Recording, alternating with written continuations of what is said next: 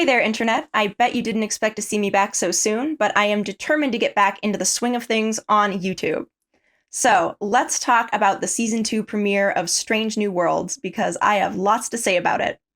As usual, I'll give you a spoiler-free overview of some of my initial impressions before giving you a spoiler warning and getting into the nitty-gritty. So, if you haven't seen the episode yet, that's the point where you want to go off and watch it, and then please come back. I liked this episode, although I wouldn't call it one of Strange New Worlds or Star Trek's best. Star Trek is kind of like pizza. When it's good, it's amazing, but even the worst pizza's still pretty good. I think a few of the emotional beats and funnier moments in this episode worked really well, but it's definitely an action-heavy episode and some of the major plot points feel a bit flimsy in terms of both logic and consequences. The characters make decisions that feel like they should have more weight behind them, and there are some action scenes that I would call contrived, if I'm being generous.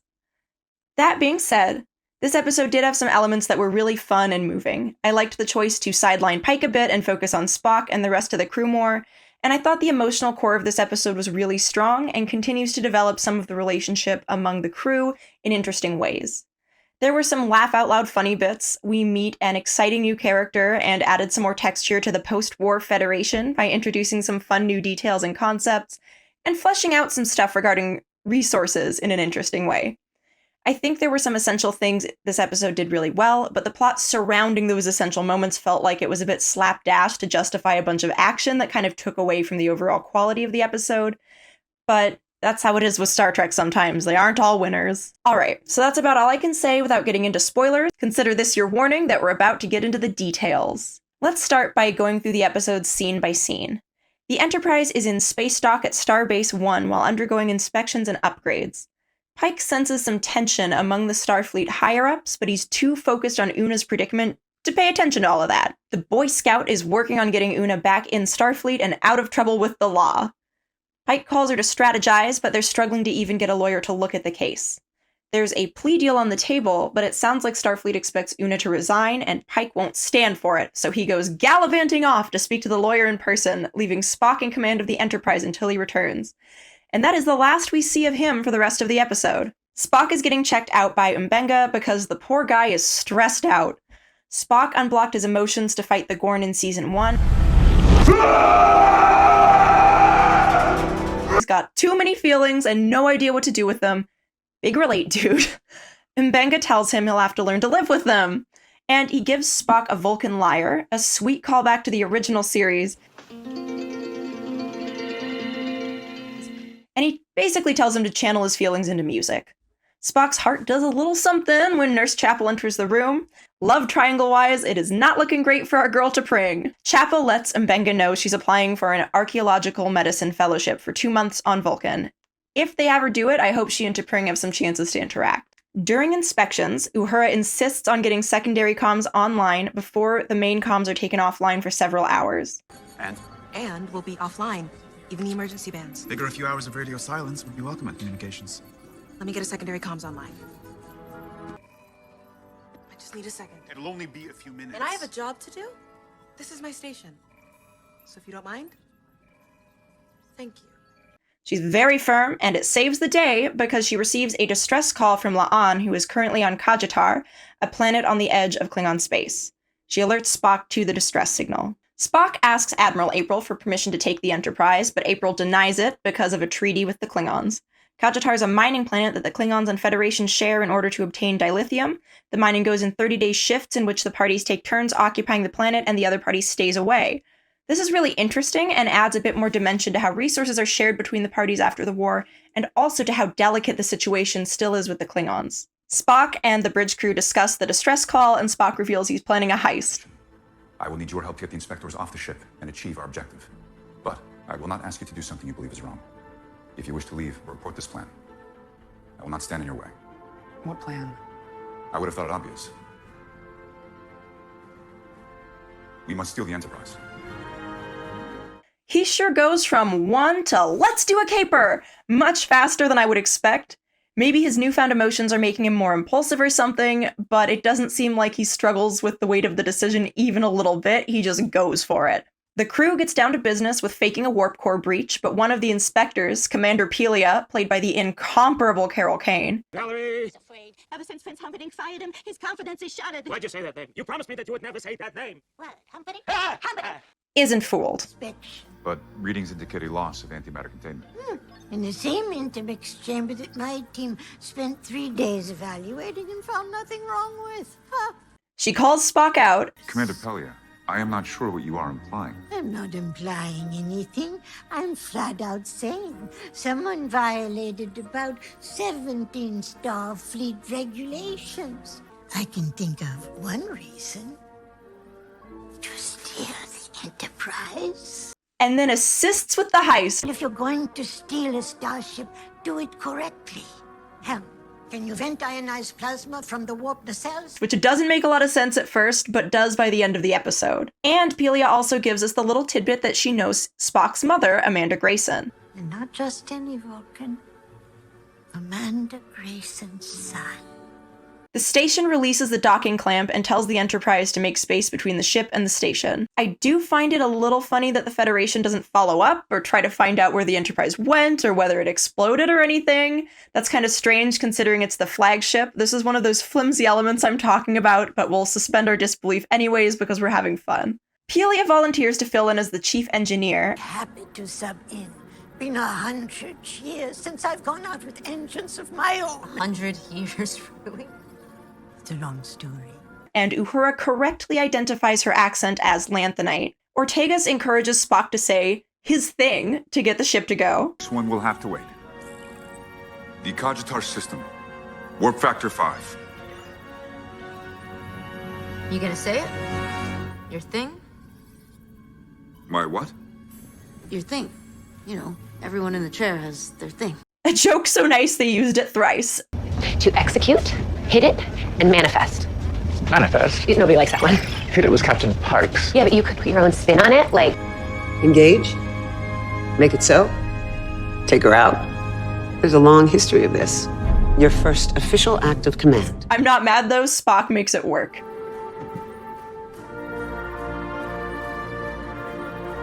I would like the ship to go. Now. And they're off!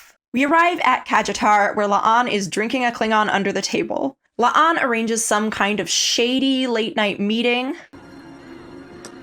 I can set the meeting, but I'm not sure Greynax will meet with you, human. Well, it's sweet that you worry about my problems. Set it for tonight. And the crew meets up with La'an, who tells them she successfully reunited Oriana with her parents. There's trouble with a mining syndicate who wants to start the war up again. Why? Because capitalism, baby! But after the war started, so many ships being destroyed, lithium constantly needing to be replenished, this place became a promised land. Then suddenly, peace. A new syndicate made up of ex-Klingon and Federation soldiers has decided that peace isn't good for business. And don't get me wrong, I love a capitalism bad episode as much as the next guy, but it does feel a little clunky and on the nose here. Anyways, Dr. Mbenga is particularly horrified that anyone would want to restart the war, and understandably so. 100 million Federation bodies slaughtered. And for what? Parsec of space. This isn't a war, it's a murder. La'an reveals that Oriana's parents got sick from ion exposure, and the planet has a shortage of medical supplies, so Mbenga and Chapel agree to take care of them. I think we better split up. Uhura is an ensign now. We love that for her. I also love that we get another sighting of the green earrings that resemble the ones that Nichols wore in the original series. I think that's a really cute callback. Mbenga and Chapel treat Oriana's parents. I love that she seems to have two moms. It's not addressed, it's just casually included, which is nice since the season is premiering during Pride Month. Mbenga and Chapel are kidnapped by the Klingons who need their services. Uhura and Spock stake out La'an's meeting. The Klingons are speaking an obscure dialect, but Uhura translates enough to figure out that they have some kind of plan for the following day. They want Federation weapons, and the Klingons start to get aggressive, but La'an bluffs. This is an anti-matter detonation switch. You better hope I don't let go. Spock wants more proof before they go to the Admiral. This also seems a little ramshackle, like Klingons buying Federation weapons on the DL and making shady plans should be enough to back up what La'an was saying. But whatever. The Klingons take Chapel and Mbenga to an immense cavern with a Federation starship inside. One wonders where they got it, or how the Federation hasn't been looking for it in yet another plot point as strong as dry spaghetti.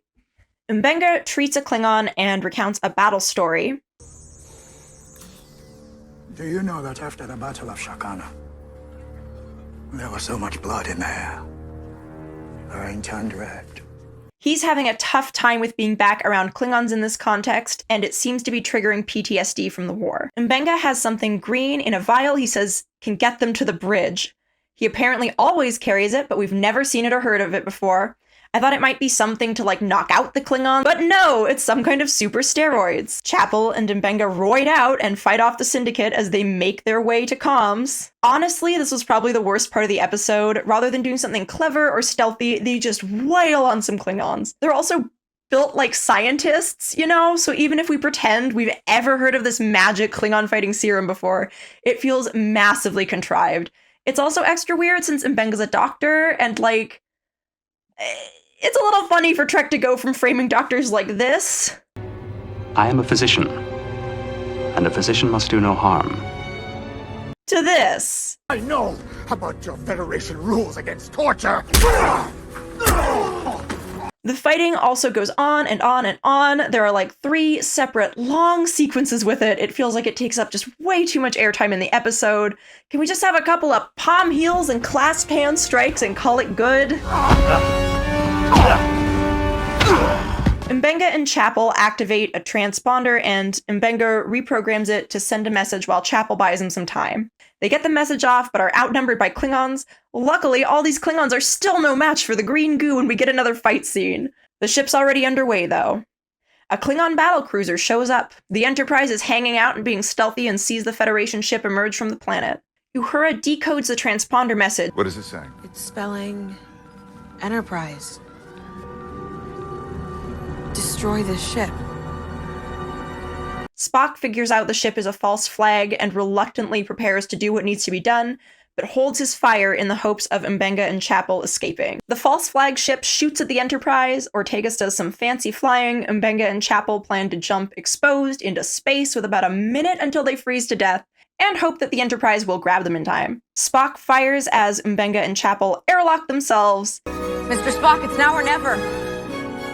Fire photon torpedoes!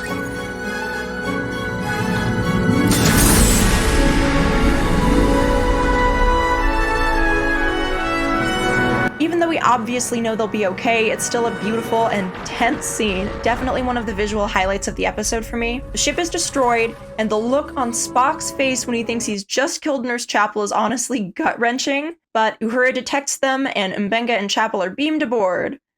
They toy with us for a second, pretending Chapel is dead, but this show isn't that cruel, so I think we all knew she'd be okay. Regardless, Spock's stress levels must have been through the roof. And by the desperate relief on his face when she wakes up, things are really not looking great for T'Pring. I'm so sorry to Spock shippers. You do not die!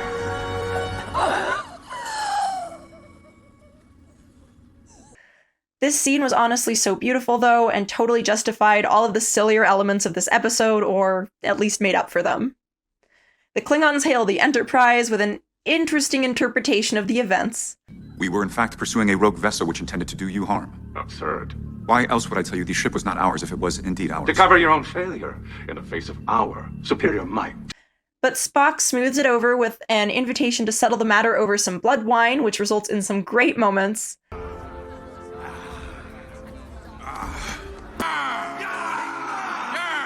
Because I guess Vulcans can get drunk now. Pelia is happy to have been out and about and says she gets bored living almost forever and wants to stick around on the Enterprise for some excitement, which explains why she wasn't at all concerned with jeopardizing her career by helping to steal the Enterprise. Thank you for getting me out of the academy. Are you actually Lanthanite? Oh, a couple of drinks and you get personal. That it, Flyboy? I sure hope we do get to see more of her because I love her and she's delightful. I absolutely adore a sassy older lady. It's a character that basically always works for me. Why shouldn't I take an interest? She's an interesting girl. Is she? No, not particularly. With Oriana reunited with her family and the crisis averted, La'an is hopefully going to come back to the Enterprise.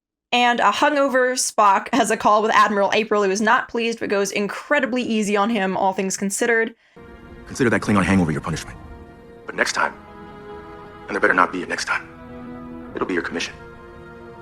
Now get Enterprise home. Another flimsy plot device, since I guess we can't have two crewmen relegated to penal colonies at the same time. Plot device, Mr. Frodo. Plot device. Spock pulls an Edward Cullen by Chapel's bed in sickbay and watches her sleep. He is struggling with some very big feelings. I have no words for what I feel.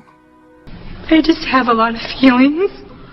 In the final scene, the Admiral is worried about the possibility of a war with the Gorn, and the episode closes with a dedication to Nichelle Nichols. Overall, this episode was okay. I'd give it like a B- if I were grading it. We are reasonably satisfied with the events we have seen. In terms of negatives, I think it was pretty action-heavy, and that really did weigh down the episode and left less time for character moments. I'm also a little worried, if I'm being honest, about the end of the episode setting up a possible war with the Gorn. They were an interesting, recurring threat in Season 1. If they want to do a 2-part episode around it or something, that could be cool, but I really don't want this season to be focused on war. It's not why I watch Star Trek. The Klingon War was my least favorite part of Discovery, and even the Dominion War in DS9 was heavier than I generally like storylines from Star Trek to be.